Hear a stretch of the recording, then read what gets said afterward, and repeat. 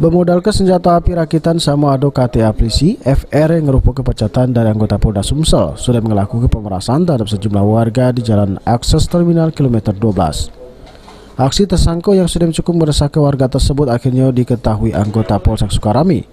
Lalu polisi melakukan penyamaran dengan eca-eca nak beli senpi sama tersangka.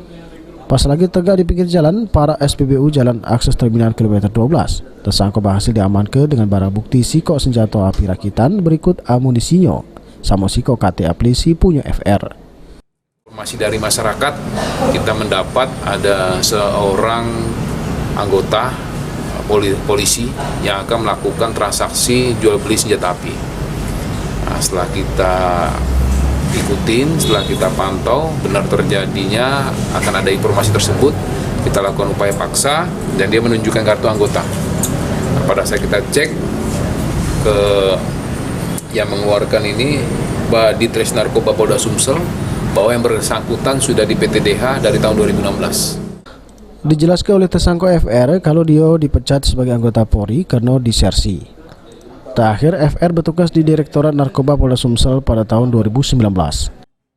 Di Polda di bagian apa, Bang? Serse narkoba. Di narkoba. PTDH-nya kenapa, Bang? Di sersi, Pak. Sersi tidak masuk-masuknya. Atas perbuatannya, FR yang memang sudah cukup lama dicari polisi, ini harus mempertanggungjawabkan perbuatannya di balik jeruji besi Polsek Sukarami. Firman Hidayat, PAL TV.